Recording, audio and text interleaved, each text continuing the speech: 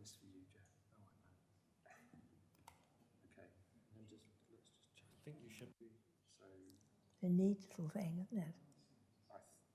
Is it on? No. Yes, you're on. Am I on as well? Yeah. Okay. Excellent. You all good? Yes. Yes. Great. Well, a very good evening to you all. My name's Jeff. I'm the Artistic Director here at the Royal Overseas League. We have a very small but beautiful crowd with us this evening. Sadly, I think a lot of our guests and members have been slightly thwarted by melting rails and that kind of thing. But we do have people watching online as well. So warm welcome to those watching us on the live stream. We're absolutely delighted this evening to welcome Christian Lamb, along with Simon Robinson here, who's going to lead today's talk. Christian served this country throughout the whole of World War II. She served in the Women's Royal Naval Service and then for radar and operations at Belfast Castle. She then went on to track the movements of the Royal Navy and U boats in the Atlantic, and then went into a role at COHQ where she worked on top secret maps for the D-Day landings. So I think we're going for a very fascinating evening. Of course, her book is on sale, and she'll be very happy to sign that at the end, and do join us for a glass of wine after the talk. There will be an opportunity for questions as well, and if you do have any questions, could you just let me get to you with the microphone to ask that so that everyone watching online can hear the question as well. But I think with that, I'm going to leave Simon and Christian to it. So thank you very much. Thank you very much. Thanks. Well, thank you, everybody, for coming. Definitely quality over quantity, I think, today. So Christian very much wanted to go ahead with this despite the heat. And I think as we hear more of her story, you'll understand sort of more about the drives behind this brilliant woman. So to begin with, you'll notice her memoir, Beyond the Sea, and I was very pleased for us to add this quote about her being a World War II heroine from Dan Snow. Now, if we start at the beginning, Christian, your father was an admiral. He'd served in the First World War. He was at Jutland, and he was at Gallipoli as well. Do you remember he told you something about being at Gallipoli, I think? Yes, he did. I was just thinking, first of all, about his being in the Navy. He joined the Navy when he was 12, which is quite a long time before he was an admiral, as you can imagine. What did you ask me? About something your father told you about being at Gallipoli. Oh, yes, at Gallipoli, that's right. I think he was at Gallipoli, and he said he was sunk 3 times without getting his feet wet. It was quite good, probably a record. And there's a beautiful photograph here of your mother. Your parents, I think, were married in about 1919, I think. Something like that, yeah. And do you have any particular memories of your mother from early on that you'd like to share? The one I'm driving at is about your clever scheme as a child for shopping with your sister. We lived in London at this time of our period of life when my father was at the Admiralty. He wasn't an admiral at that time. But I remember Anne and I used to go to school on our bicycles. It was luckily one really wasn't allowed to do that sort of thing nowadays. But I think we were only about 8 and 9 or something like that.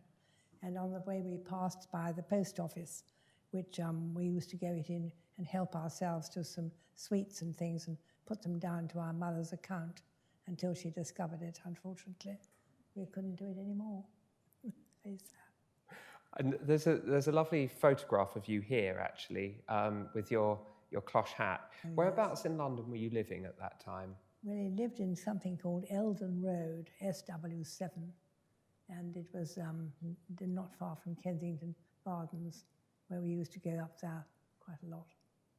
And where did you, when you first went abroad, where was it that you first went to with your mother and father? Well, we went to Malta.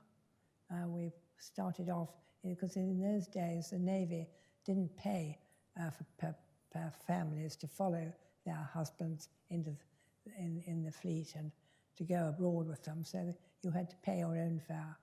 And we paid our own fare, I suppose my mother did. We had my sister, who was about a year older than me. I was about 10, and my brother, who was about 3, much smaller. And we had a governess who was she was called Enid de Grey, and her father was the head of the police in Malta, apparently. Anyway, she was our governess, and we liked her. And we had this quite a long journey, about a fortnight, I suppose, going through the Bay of Biscay and through the Mediterranean to Malta. And on our way there, the ship was, the storm was terrific, and another ship, a smaller ship, was in difficulties, and our ship, which was much bigger, started to go round and round in circles to protect her until further help could come. And Anne and I found ourselves were the only members that went to the restaurant for lunch every day, because everybody else was seasick. So we were quite lucky. So you found your sea legs very early on. Yes, we did. Very lucky. And one other memory that I'd like you to share with everybody from Malta was you got to know somebody who became really quite famous within a few years. Oh, David Niven. Yes. Oh, yes. Well, Anne and I, my sister and I, used to have riding lessons as well in Malta. And we used to always go to our lessons in the polo club at something called the Marza. And there we would have, I had a special pony which I liked. It was called Tatton View or something. And it later on became the polo pony that David Niven rode. At this time, David Niven was only a subaltern in a rather ordinary regiment called the HLI, the Highland Lint in something or other, I forget what. And anyway, he found that rather boring, and so he eventually came back to England and joined up as soon as war was declared. So he didn't go on in Malta at that time, but later on he was out in Malta again when he was a famous film star, did rather better.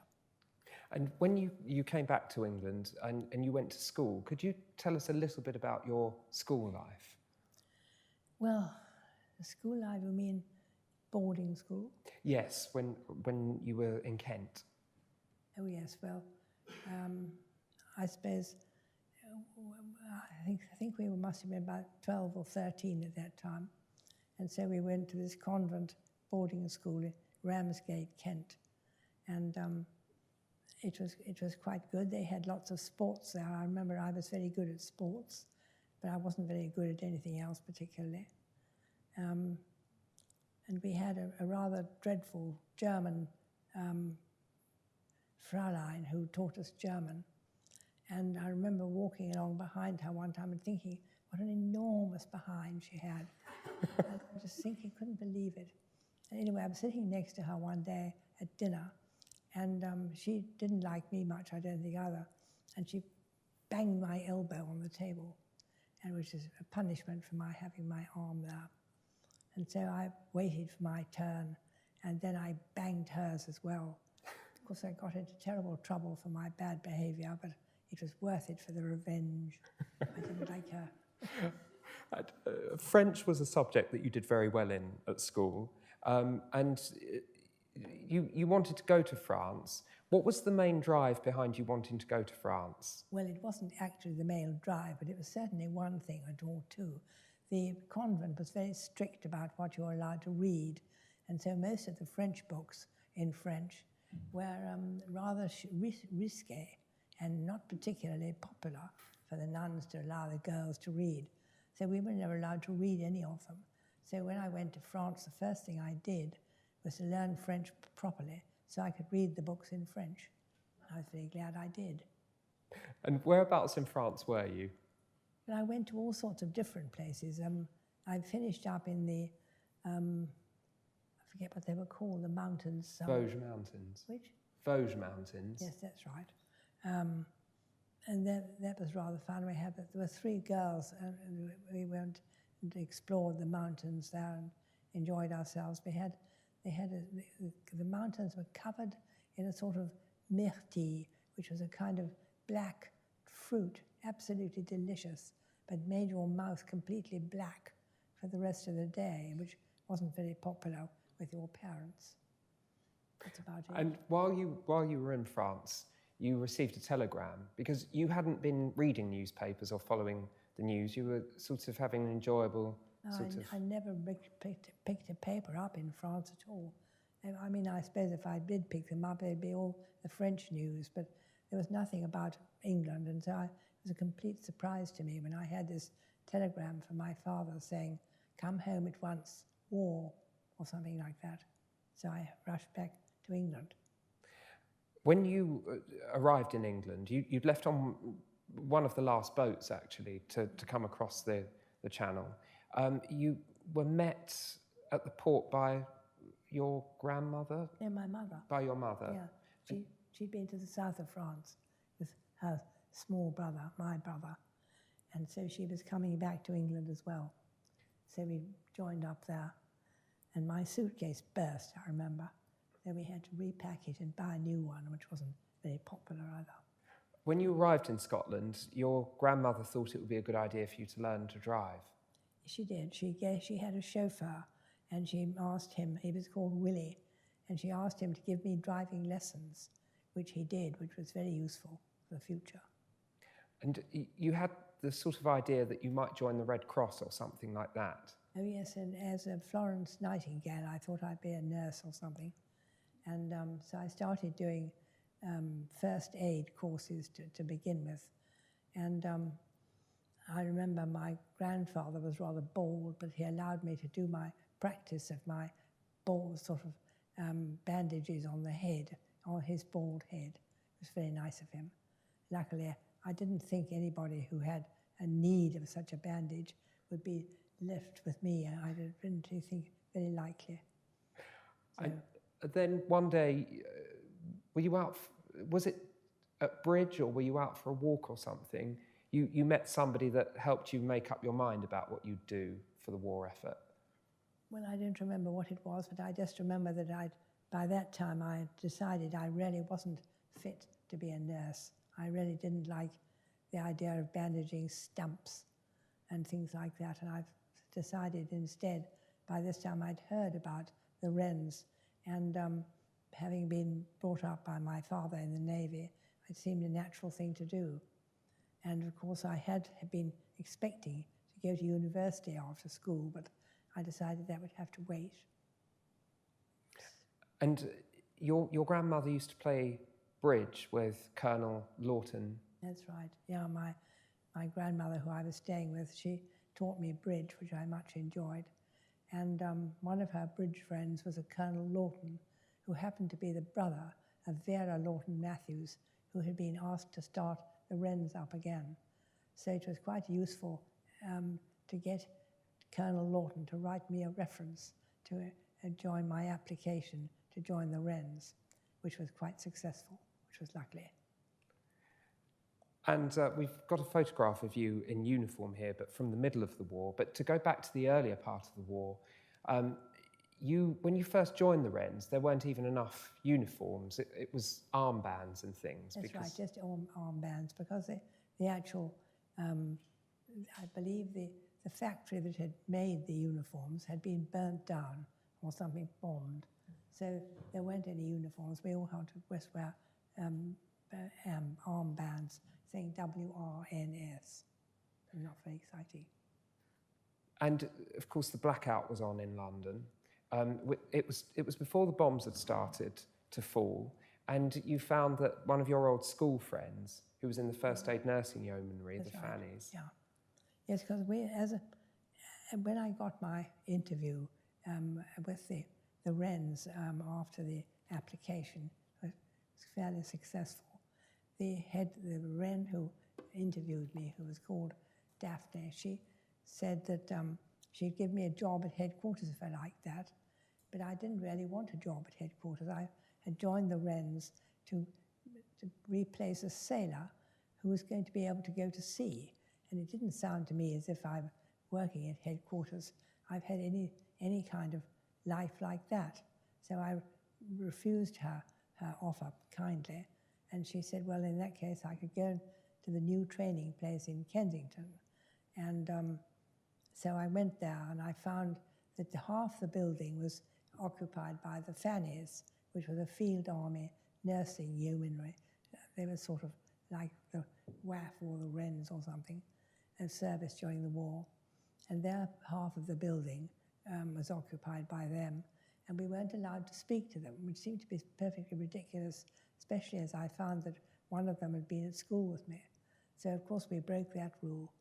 And she also happened to have a rather splendid motorbike, and so we used to go tearing around London Hyde Parks and things to cheer ourselves up. You needed cheering up because some of the first work that you did as a rating, some of it was sort of pretty tough, wasn't it? Well, I was very bad at it all, really. And then the rules were so strict. You had to be in by 9 o'clock.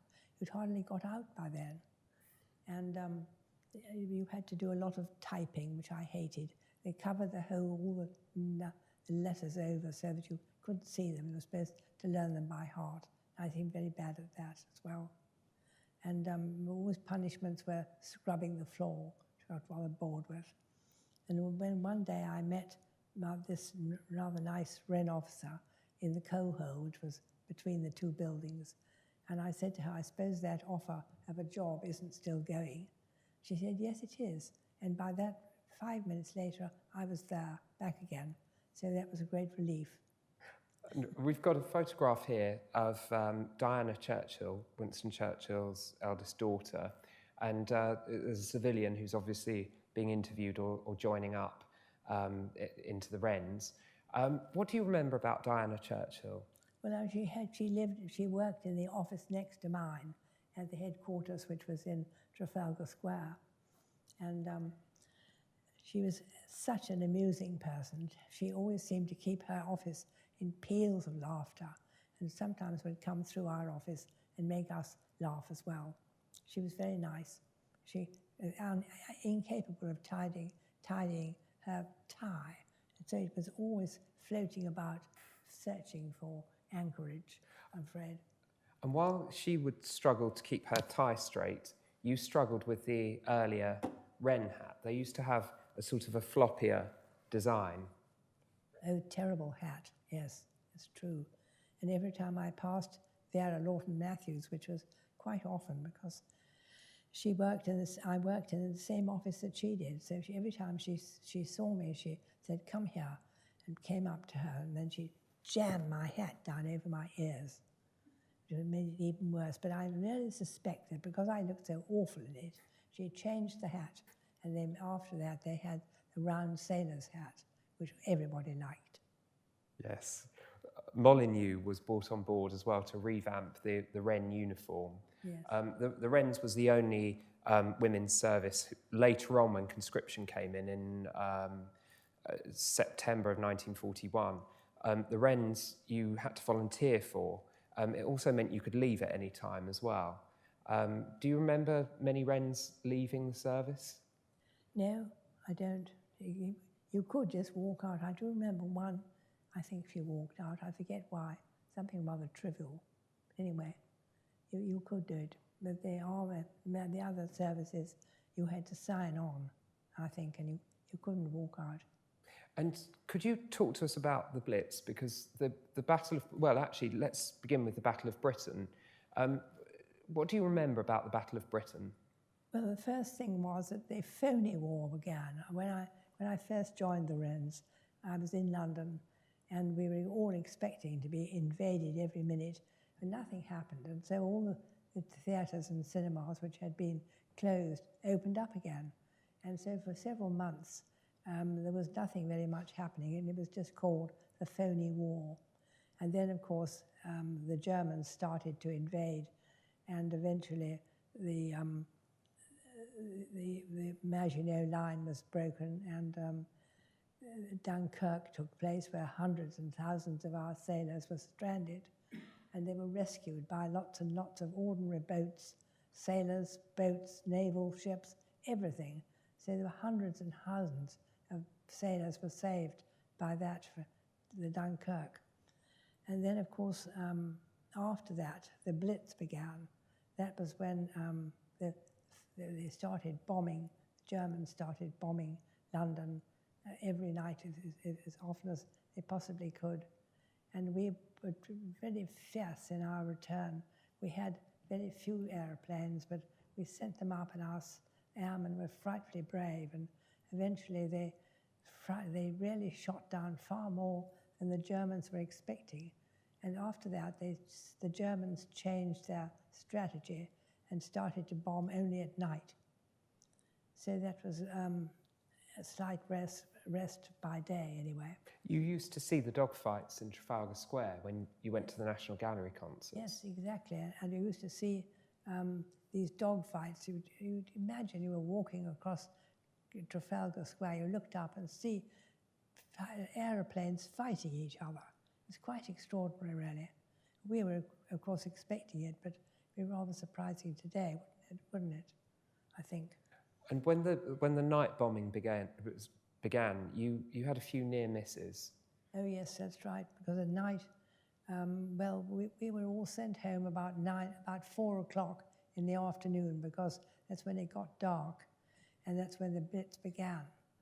But we didn't really think it mattered very much, and so we would go home at 4 o'clock. But sometimes we'd see a cinema, and we decided to go to that instead. And so we would get off the bus and go to the cinema, and then get on the bus again later on and go back to your Rennery. And surprisingly, the next day, we were exactly what we did. Having come back from the Rennery to work, we passed where the cinema had been, and there was nothing there but a huge hole. We'd missed it by about half an hour, I should think. We were very lucky. A stick of bombs fell opposite the Rennery that you lived in That's as well, right, yes. and took out this. Our Rennery was just an ordinary London house, really, like most of them in rows either side of the road. And one night we were all made to sleep in the semi-basement, which had sort of double bunks to sleep in, rather uncomfortable, and a step up towards the garden, which was a French window which took you out into the garden. And that was when we were in sleep one night. The stick of bombs, as it was called, came down and hit every other house the other side of the road to us, which was lucky, because although our windows were blown in, the most frightful, imagine the windows blown in by a horrible smell of cordite, awful. And that frightened us a good deal, but the next morning we got up and you could see people digging around for bodies on the other side of the road. So we'd been, again, quite lucky. The Blitz had begun in September of 1940 and carried on through until May of 1941, with only possibly, I think, one night's respite in all of that time. Tragically, on the very last night of the Blitz, an old school friend of yours. Yes, that's right. June Forbes Semple, who'd been at school with me, she was doing her first turn as a job at a sort of a place where you had... it's a WVS canteen, yes, Women's right, Voluntary sort of canteen, Services. that's right. And she was working there, and she was hit by a bomb and killed. It was very sad. The only person I knew, really, who was killed during the war, that I knew. And she'd just become engaged, and she'd just celebrated her 18th birthday. The Women's Voluntary Service were doing brilliant work in taking out these canteens into these Blitz streets and trying to give tea and coffee to firemen and people who'd been bombed. Then, moving along into your Wren service, you were posted to the Coalhouse Fort in Tilbury. Oh yes, so that's right. I'd been at the Wren headquarters for about a year. It was rather a dull job, really recruiting the letters that people said wanting to join the Wrens, and so I used to read them all and send them off replies and so on. It was rather dull, but I remember one time an English teacher who'd been teaching me at my school, she applied to join the Wrens as an officer, and I'd thought, well, I'll use my power, and I put her letter at the bottom of the pile. Unfortunately, she got in anyway. Just a bit later. Yes. Than she wanted. Yes, I think so. But then you were promoted to leading Wren, and you were 21. That's right, I was. I wasn't quite 21. I was 20 when I got the first job, and it was down at Coalhouse Fort, where they had a degaussing range. I mean, not everybody knows what degaussing is, but it means actually measuring the strength of your, what's the word? The magnetic field. Magnetic field, that's right. And they had a range laid over the river bed, the mouth of the river. And eventually it was all over every river in England and Scotland that had people, ships coming in and out, because the Germans were laying mines, magnetic mines, by aeroplane and also by submarine. And so it was quite dangerous. So we decided that it was the best thing to do was to have every ship measured for its magnetic emission. And then they had invented an amazing sort of thing which counteracted that, which had to be right round the whole ship, the whole hull of the ship had to be surrounded by an electrical thing, sort of, what do you call it? I don't know. Electrical field, sort of thing. Yes, exactly. It was very strong, and each ship that came across the range, its magnetic emission was measured, and then the scientific officer on board could work out how much electricity should go through the ship to make the ship safe from magnetic mines. And so it was quite an interesting job to be sent down to run this place, which was in Coalhouse Fort, one of the many forts. Henry VIII built 5 forts either side of the river to protect his capital. And one of these forts had been transferred to being a scientific office for this very subject. And so my job was to run the office and all of the ships over the range, which I quite enjoyed. That was a very responsible job to have at 20. I know, it is amazing. To sort of be the person that says for the ships to come forward and over the range. But your responsibilities outside of that, which was about sort of saving lives so that the ships wouldn't attract these mines and be sunk.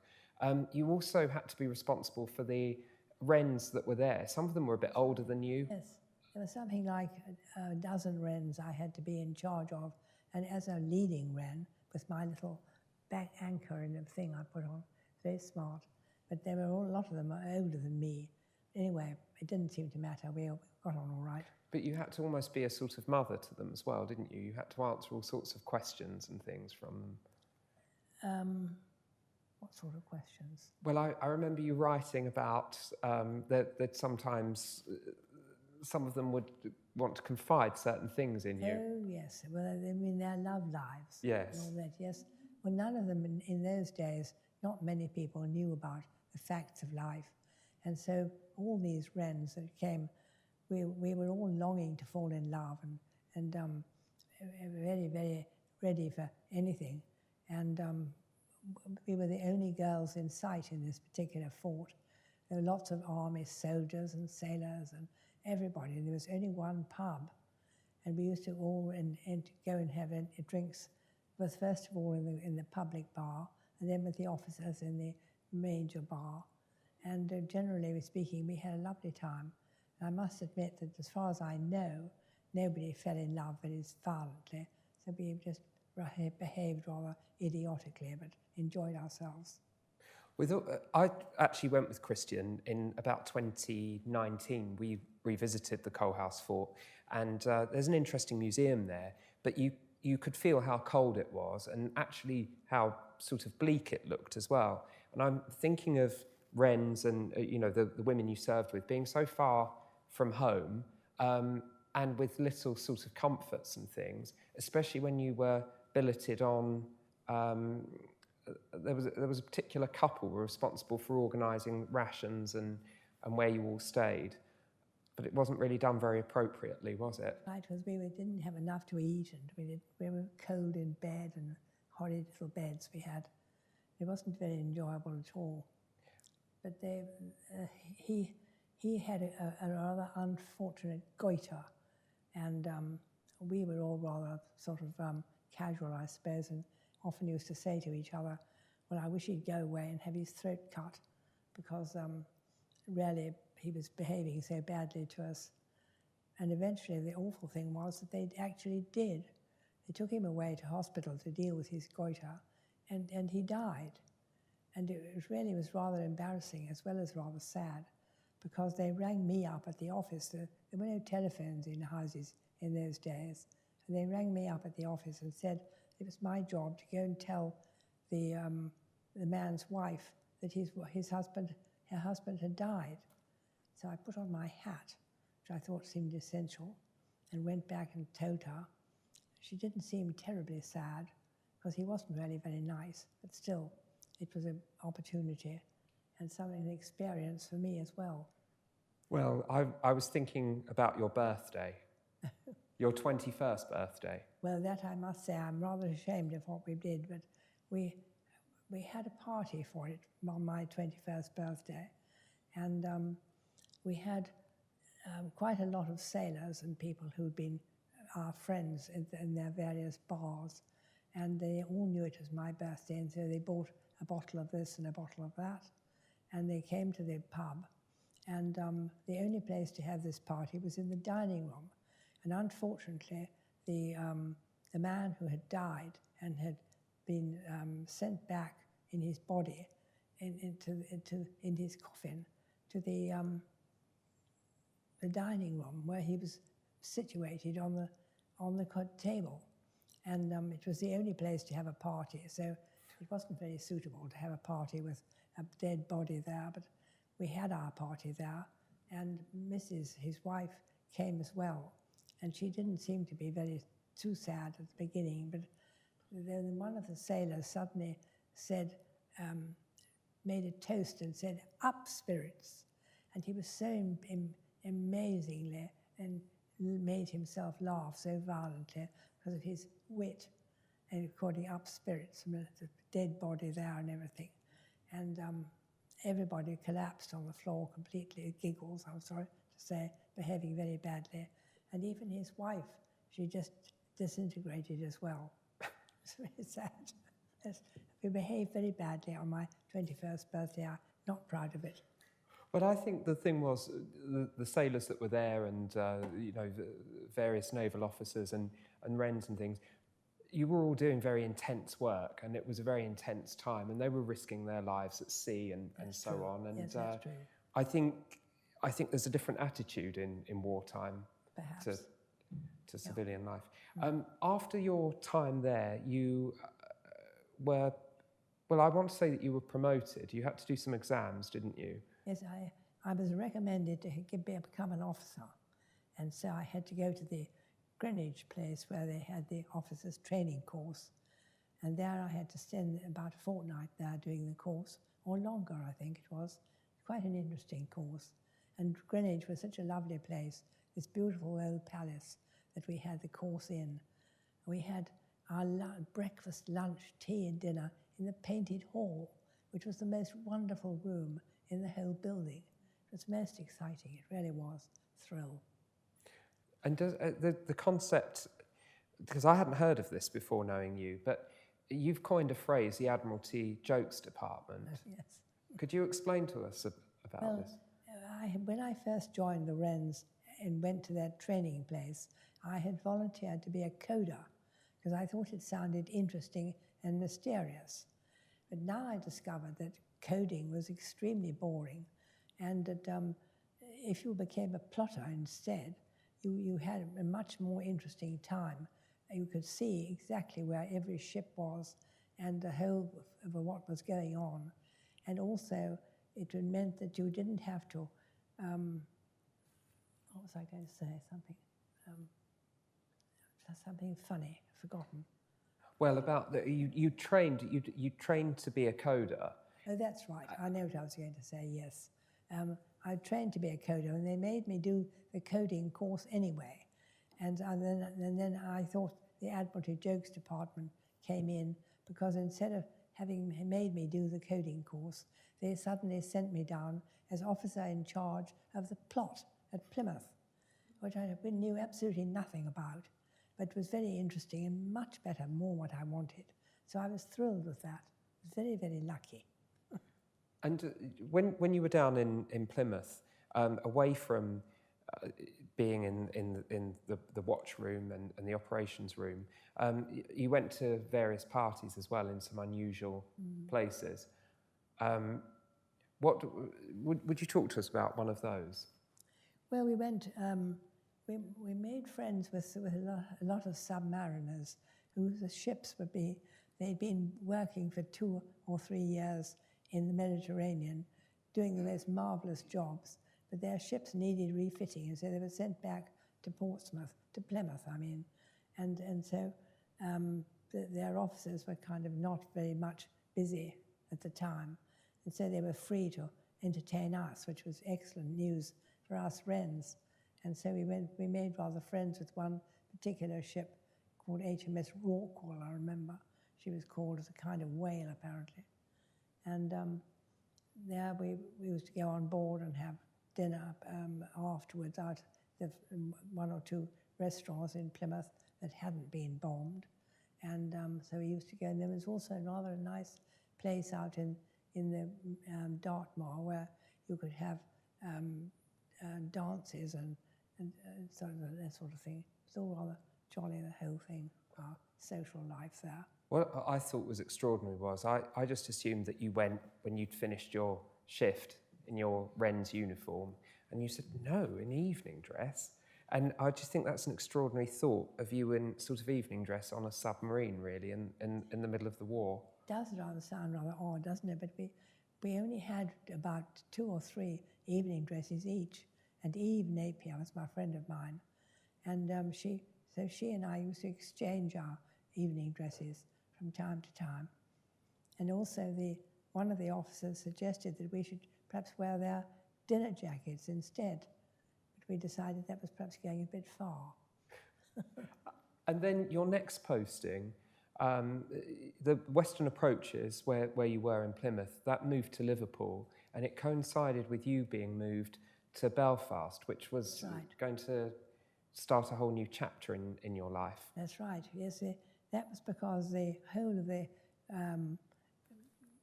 what do you call it, the headquarters, I think it was, of the Western Approaches in Plymouth was taken up to Liverpool. And so we didn't all go with it, and I happened to be going to the Belfast, the plot there instead, which was in Belfast Castle. It was rather an interesting place to work. And we used to be able to watch the river as all the ships came in and out. And occasionally they would have naval ships coming in for repairs. And while we were there, a ship called HMS Oribi, that's a kind of some sort of animal, I forget what, a sort of stag, I think. Anyway, it was the name of the ship. And that evening, the telephone rang, or a message came up saying, would we go and have a drink on board the ship, HMS Oribi, some of the Wrens in the Wren house. So we went down and had half a dozen of us, I suppose, and had a good party in the wardroom. And after that, the ship was in having her repairs done for about 10 days. And then at that, she was going away again after that. But funnily enough, John and I got engaged after 10 days. And it was rather a surprise to everybody, including ourselves, I think. And John had been awarded a DSC earlier in the war in 1941, yeah. The Battle of Bardier. I'll just ask you, what was the Hag's Watch? Oh, that comes a bit later. No, that's right. It was when I worked in the Wrenery at Belfast. I worked in the plot there, and each office really, we had 4 watches we worked in, which meant you had to work divide the 24 hours into 3 and then have 1 spare for a holiday. And so we all had these watches worked out. And one time, when I got engaged to John, my friends in the Wrennery wrote me a reference for John to say something about. Do you want me to read it? All right. This was the reference that they used very official paper for, and they stamped it as secret, and it was dated April 12th, 1943. And this is what they gave your husband. So he would have thought he was getting an important sort of communique or something, and would open this and find, "We have the pleasure in giving you reference for Miss Christian Oldham. We've known her for 5 months and find her to be honest, sober, kind, cheerful at all times. In fact, she's never been seen to be in a temper or known to be bossy. She's quite approachable in the mornings, though rather dopey for the first few minutes after waking. There's been a slight tendency to madness during the past fortnight, but otherwise she's considered normal, healthy, and cleanly." And Mary, Elizabeth, and another Mary signed this for him. And then your husband wrote an account of his wartime service, some of which went into your latest book. And he wrote this some years later, nearly 50 years later, and he said, "Today, 47 years later, I'd not fault that analysis, except to remark that even if Christian was never bossy with her subordinates in the service, she's shown no such scruples to her husband, and has always demonstrated a healthy independence towards senior officers and their ladies, but got on very well with the sailors. I put it down to her being a rear admiral's daughter." What would you reply to that? I can't imagine. It's quite funny. Yeah. Well, I did find actually you did make a reply, and what you actually said was, "I might add that if you're landed with 3 children who all have to be dressed suitably, packed and unpacked, to travel from one naval establishment to another all over the world, you have to develop a certain amount of bossiness necessary to make everything take off in good naval time." And what makes good naval time? Every 5 minutes or something. Early, yes. 5 minutes early. Can you talk to us actually about, so convoy ONS 5, it was an important convoy of about, I think something like 43 ships. Yes, that's right. And your husband, who's lieutenant in the Navy, was sort of captain of a destroyer. Well, he was first lieutenant of HMS Oribi at that time.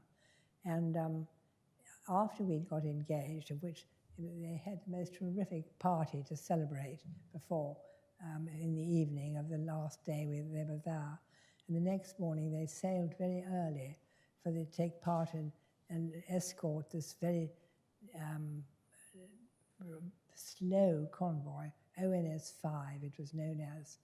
And the faster your speed for a convoy was taken from the slowest ship. And really it was would be about 5 knots at the very most. Anyway, they had to take off early in the morning and start their escort, which was for a convoy, which was to take about 43 ships. They could take up to 60 in a convoy, but this one had about 43.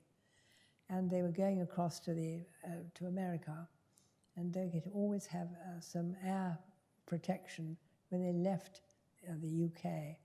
And so far as they could get, the range would last. And then after that, there was quite a big gap before we could be protected again by air from Canada.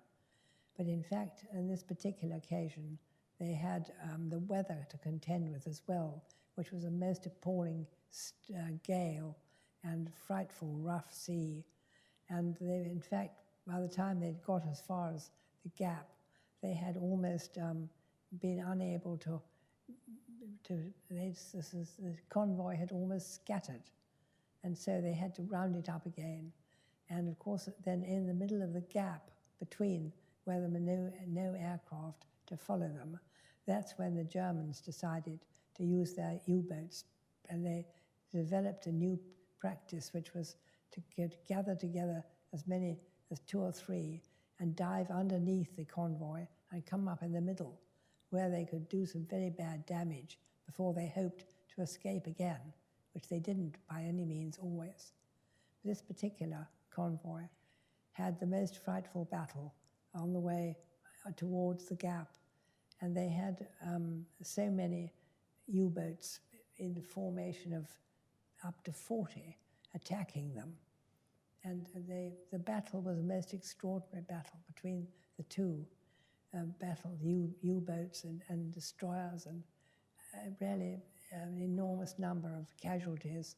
I think we lost something like 12 ships, which were part of the convoy of the food going across to the Atlantic and so on. And that was bad enough. This particular battle was seen as the turning point of the war for the battle in the Atlantic. There'd been such heavy losses. So many of the merchant ships had been sunk. And I think Churchill was quoted as saying the Battle of the Atlantic was the thing that frightened him most during the war. The Battle of the Atlantic was, had that been lost, then the Nazis would have won the war. And you were watching this battle unfold across the maps that were in your plotting and operations room. That's right. My plot, which had the whole of the Atlantic on the wall, same as the one in Plymouth. And there we watched this map. Of course, it wasn't like television where you could see what was going on. The only information we had about it was by Teleprinter.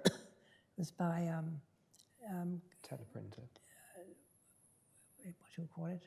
Teleprinters. Teleprinters and signals which were sent secretly by ships, but very often we could pick them up.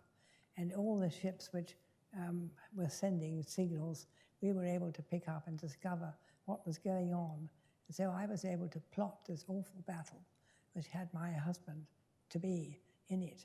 So it was quite a dramatic affair.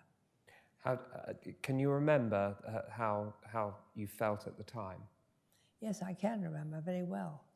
In fact, I mean, my friends, my other Wren, all tried to stop me from being in the plot room where I was seeing what was going on and hearing the news. But of course, I couldn't leave it. I had to know what was going on and discover whether he was going to be alive or not at the end of it. Luckily, although he had an opportunity of ramming a U-boat, which he did, he wasn't killed or damaged in any way. And I was able to live through it and discover that by the next week or two, he was able to ring up from Canada and say they arrived safely. So it was quite exciting. Well, I think there's a picture of Oribi here. You kept a cutting as well, which the second part of that cutting talks about Oribi ramming this U-boat. This particular failed attack by the Germans on this convoy did change the course of the war. That was a real moment in history, actually, that you saw unfolding, and then having, of course, the relief that your husband-to-be had survived. Your mother had already started to plan your wedding. Oh, yes, that's right. Yes, my mother, I had managed somehow to get my husband and my mother to meet. It wasn't a wild success, I have to say. But at the same time, it was, John was able to tell her that his ship was probably going to have a boiler clean in the middle of December, and he would be having about a week's leave. And so she said, okay, she'd arranged for the wedding to be on the 15th of December. And she worked out very cleverly and rather riskily, I think, the whole thing.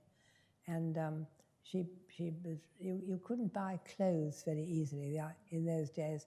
You had to have coupons for clothes and materials. But she found a second-hand department of a magazine which had advertised a white velvet wedding dress. And so she bought that for me for £7, which was very good value. And luckily, it nearly fitted. So it was quite good. I think she sold it on after the wedding for about £11. So that was quite good. The other thing that was in short supply was food. Organising a wartime wedding was a very complicated business. especially, trying to arrange for, this, arranging it around a boiler clean and this kind of thing to get that date, then to get everybody there, and then to find enough food to be able to give everybody. A lot of people had fake sort of wedding cakes with small drawers inside with a tiny piece of fruit cake or something as a sort of a workaround and kind of a plaster cast. But you actually, due to your mother's efforts in contacting friends and relations, they collected together fruit and things, pulled it together, and then took it to quite a fashionable cake makers in, was it Sloane Street? Yeah. Mm. Yes, she did really rather well. She cast about among all her friends for extra fruit that they might have, because of course it was all rationed. And so she took it and gave it to this firm called Cersei's in somewhere near Sloane Street, and asked them to make a wedding cake, which they did. And what happened then? You did something. Oh, well, the same company, Cersei's. I contacted them in one of the lockdowns in 2020 to tell them about Christian's 100th birthday. And so they made a cake for your 100th birthday about 78 years after they'd made your wedding cake, yes. Which was quite a nice link. I love this photograph of you and your husband. You look very happy. Yes, it's quite true, isn't it? Yeah. And absolutely. You got married very close by to where we are now. Yes, absolutely. I think it was St. James' Place, was it, the church? What our honeymoon? Spanish Place. Sorry, the church. The church, yes, Spanish Place. St. James's Spanish Place I can't remember where it is. I just remember my father, who was taking me there as a bride and looking at my best in my white velvet dress, and in some rather grand car, we went near the church, and he found a roundabout, and we went round and round and round the roundabout, while he said to me, "If you've changed your mind and don't want to get married, say so now. I shan't mind, nobody will mind. It's just you've got a chance now to change your mind." It's very decent of him, really. Anyway, I said, no, I'll go ahead with it. So I went ahead with it. And you were married actually for 47 years before you lost your husband. That's right. Yes, he died, sadly. Before we talk about the end of the war, you had another very important job to do. You were recruited to work in Whitehall because the second front was hopefully going to open. You were involved in the planning of D-Day, of the Normandy landings. Oh, that, of course, was very exciting. That was, of course, the most amazing, I think it was the biggest invasion there's ever been in the history of anywhere, because it was absolutely thousands of men and ships and everything you can imagine, especially as they had to invent hard to describe the harbours, which, because they decided to invade the north part of France and the coast there, they needed to have harbours which they could assemble. And so they had people had produced inventions of harbours which could be assembled and which could be kept secret while they were being built in the various ports all around Scotland and England.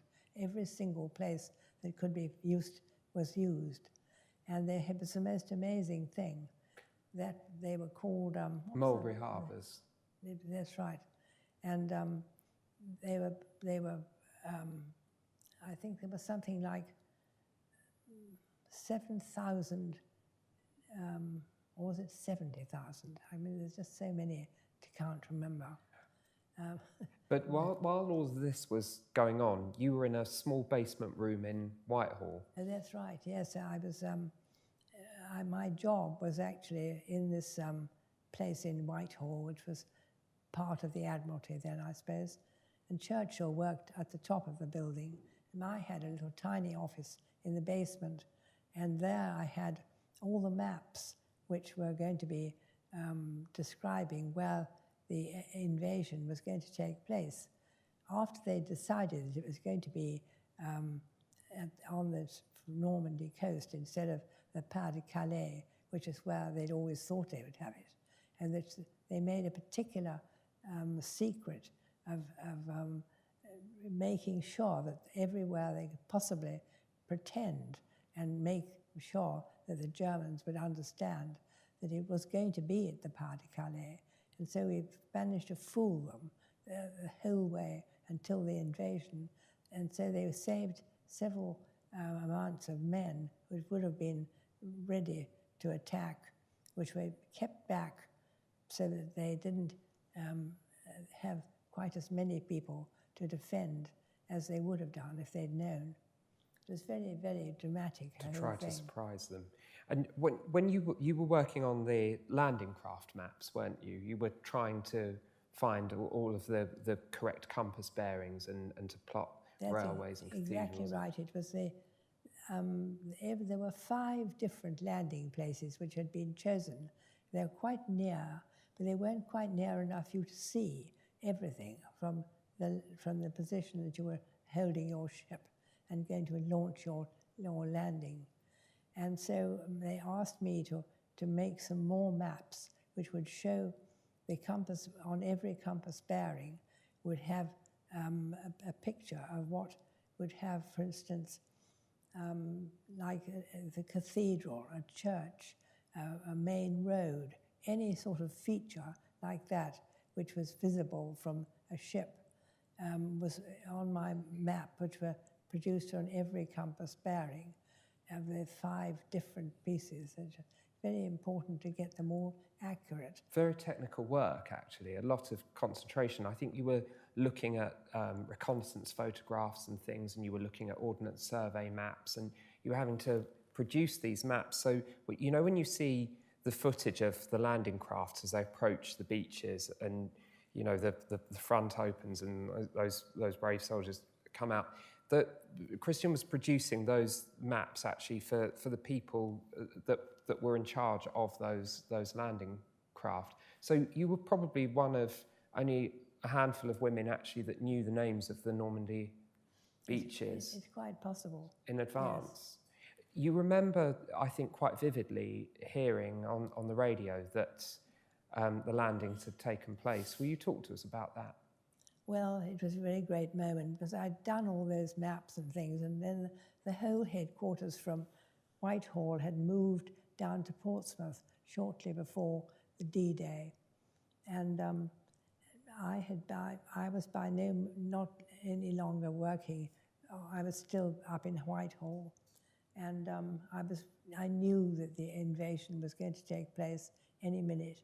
And it was the most exciting moment when I heard at 6 o'clock in the morning that they had actually gone. And go, go, go was the thing. Because they'd had a dreadful moment when the weather had been bad.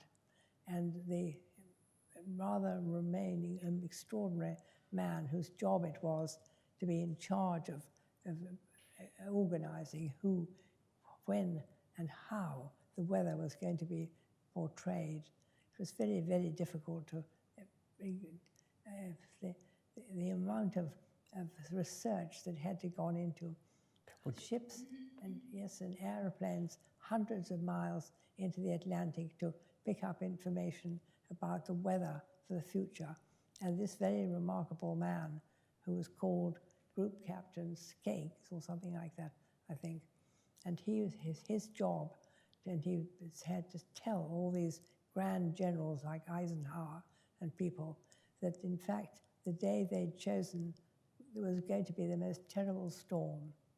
And he told them this, and then by a greatest piece of luck, he had a report from one of his men saying that actually there was a slight break in the weather. So he rushed to tell the generals again that this was likely to happen. And they believed it, and it was true. And that was how they managed to get the whole thing. Otherwise, if they hadn't been able to do it on the 6th of June, they would have had to wait a fortnight because the tide would not have been right. So it was a tremendous amount of stuff that went on behind the scenes. It's impossible to imagine how to arrange such a thing as that invasion. You often passed Churchill on the stairs, didn't you, when you were... Yes, I used to see him occasionally. And you remembered all of his great speeches that you'd listened to on the radio. And It's wonderful speeches about how we'd be fighting on the beaches, we'd be fighting in the hills, we'd be fighting everywhere. We'd never surrender. And we all felt immediately tremendously patriotic. following the Normandy landings, you came out of the Wrens because you started a family towards the end of 1944. Right. Your daughter Felicity was born. There's a photograph here. You then moved back up to Scotland at this point. Well, John actually was given 3 months or 3 weeks or something rest from the Atlantic because he'd had not only those convoys but the Russian convoys as well, which had been even worse. And so he was given a few months of rest in Stornoway, and there he was to train the people in Stornoway, the soldiers and sailors who were suitable to be escort of ships. And so that was quite a valuable job. And I went up there, I had some leave, and I went up there as well. And I'd never been a cook of any kind. I had no idea how to boil an egg. And I remember we lived on kippers and gin up there. That's about all I can remember. We managed to eat. And it's just because of time and this kind of thing, the war ended, and you went on to have 2 more children after Felicity, your son Simon, and then Simon Martin was born in Malta. Yes. And then we came back from Malta when he was about, I forget how old anyway. And then a few years after that, we went out to Singapore, which was rather a nice place to be, nice and hot, like today. Very good, I enjoyed that. And here's a picture of you with your children. Do you remember where this photograph was taken? That was taken in Cornwall.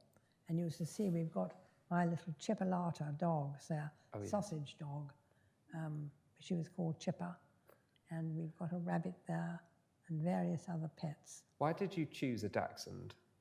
Because it was 3, I thought when we were in Singapore, the children wanted to have a puppy. And I said, we can't have one out here, but when we go back to England, we'll have one. So I chose a long, thin dog, because I thought 3 of them could pat it without fighting. And when you were in Cornwall, you discovered your lifelong love of gardening.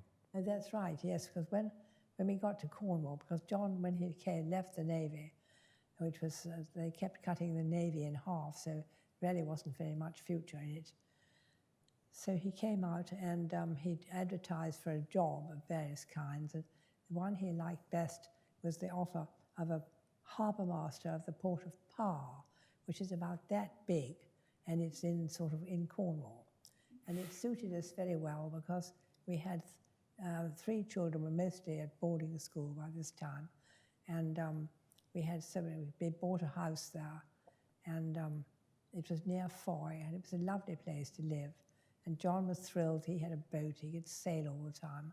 And I really don't like sailing in England. The weather's so foul. So I was rather on a limb. I wasn't quite sure what to do with myself. And eventually I discovered that a neighbour of mine who had the most wonderful old house that she'd inherited from her family, who had eventually died. And there had been something like 300 years old garden that they'd all had in the family. They're all mad about plants. They'd imported wonderful different plants from different countries, and the whole garden had been rather let go. And so she was determined to try and restore it, this girl who'd been left it. And I volunteered to help her, unskilled help, but I would love to help. And so I spent 20 years helping her restore the garden, and during which time I learned so much about all these unusual plants and wonderful way they grew and what they liked best. And it was a most amazing, wonderful experience. And then sadly she died. But I decided after that to make my own garden, which was much smaller, very quite a little small garden. But I wanted to take out all the rotten, boring plants I had in it now and replant all, not all, but as many as possible, of the summer plants which had been interesting and rare and unusual and easy to grow and not too big and so on. And so I did that, and that took me about 10 years. And then after that, I decided to write a book about them, so that took me another time. And one morning, I woke up and I thought, my God, I'm 80. And I couldn't believe it. Anyway, soon got over that. And your books, your earlier books, actually, at the point that you became 80, you decided that you wanted to write about plant history and also about your great hero, Sir Joseph Banks, That's right. who went out on the Endeavour, didn't he? Yes, with Captain Cook. Yes, he went round the world as the botanist on the journey. And so it took him about 3 or 4 years to go around the world. And he again brought back a most wonderful, he couldn't bring back the plants, but he had took with him about 5 or 6 artists, and they painted everything they could of the plants. And so when they came back to England, they were able to have a display of these wonderful books in his books that he wrote. And your gardening books were very well received, and people like Tim Smith, the chief executive of the Eden Project, he's given you actually a quote. He says that you're fabulously eccentric, marvellously funny, indomitable, charming, and with the swagger of a musketeer. That's not bad, is it? I think that's brilliant. And then Sir Roy Strong as well refers to you as a true character, very funny and idiosyncratic. That's nice too, isn't it? Yes. Good. But your favourite plant, I've included a picture of a camellia because they're the ones that you enjoy the most. And you grow these even now, don't you, on your balcony? Yes, on my balcony. Yes, I've got some growing there now. In fact, I went the other day to there's a place called the Chelsea Garden, which is really rather expensive and reckless, but I wanted to get another plant for my balcony. So I went there, and a friend of mine came with me, and we went round and chose another camellia, which was very good. So I've now got a better one on my balcony, which is good. I'm very pleased with it. So you decided at 80 that you wanted to write, and you did all this meticulous research, but it wasn't just about writing and going to Kew. You also decided that you wanted to go to the countries that the plants grew in. That's true, I did. After John had died, and I was busily organising my future somehow, I decided to go to these countries and see what conditions these plants lived in and liked best, so that if I wanted to grow them, they could have what they liked best. And I enjoyed that, and I did 14 different cruises. It was all mostly small ships. I don't like too big ships, but they always had to be in January when the weather's not very good in England and there's nothing much to do in the garden. And also they had to be lovely and warm countries so that I could be warm as well. But you were doing this in your 80s and 90s, going off on your own on these to the airport and then off on these ships and things like that. And so you decided that you were going to publish books, which you did. You wrote 4 in your 80s and then 1 on cruising in your 90s. And then you decided there was still time for another challenge because you'd moved from Cornwall, you'd moved to London, but you had to have a view of the river, and your daughter helped you to find a very nice flat with a view of the river. And so what was your next challenge? What did you set yourself in your late 90s? Well, I decided that I really wanted to paint.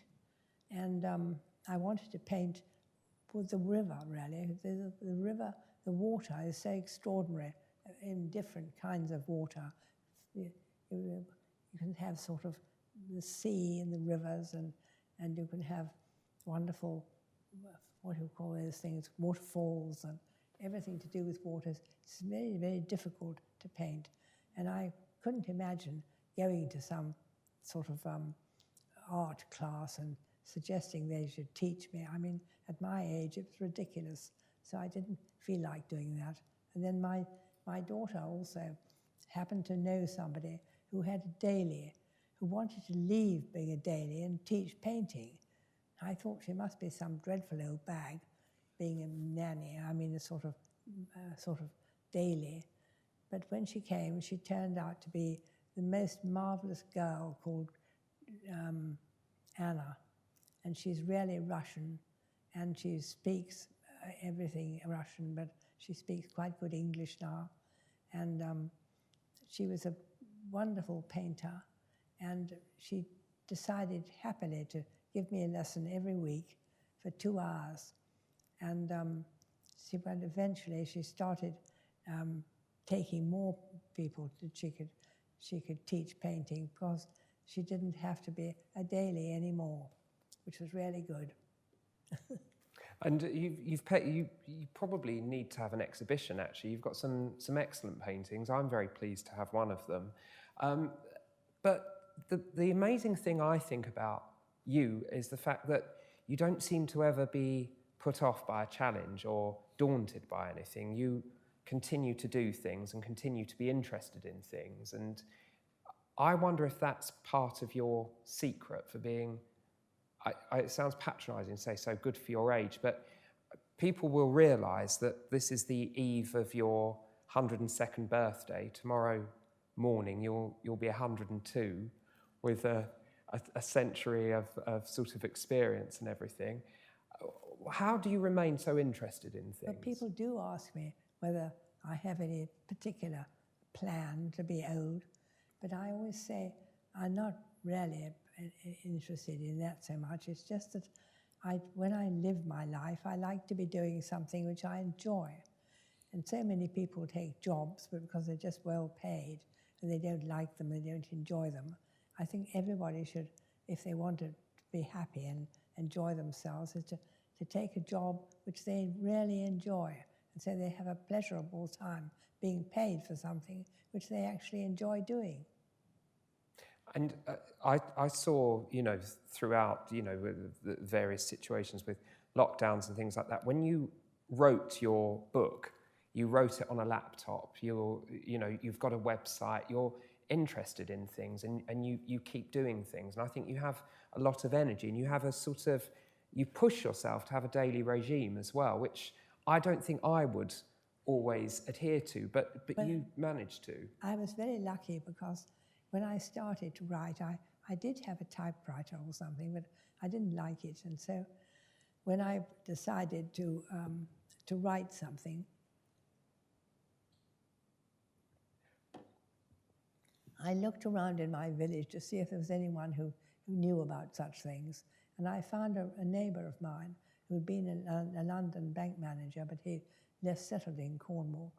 And he was a great expert in things like what you call... in computers. Computers is the word, exactly. And he was especially good at laptops and that sort of thing. And so I asked him if he would choose me one suitable for me to use, and then teach me how to use it. So he did all that. And after he'd been doing it for some time, he said, I don't really want to be paid anymore for this. I enjoy doing it. So I said, well, what do you drink? So he told me what he drank, and I've been keeping him in drink ever since. Excellent. And I think at that point, I'd just like to say thanks so much for sharing your memories with everybody. Thanks so much for being with us for this today. Good ending, yeah. At this point, if there are any questions, do feel free to ask. I think it looks as if we covered everything. Yeah, well, yes, if you've got any more, Christian's going to be signing books outside, so do join us for a glass of wine. It's been an absolute privilege to hear all about the incredible service you did in your life. So thank you very much to Christian and Simon. Thank you very much. Oh, good. Well, I have to clap. well done. So we're going to go out now.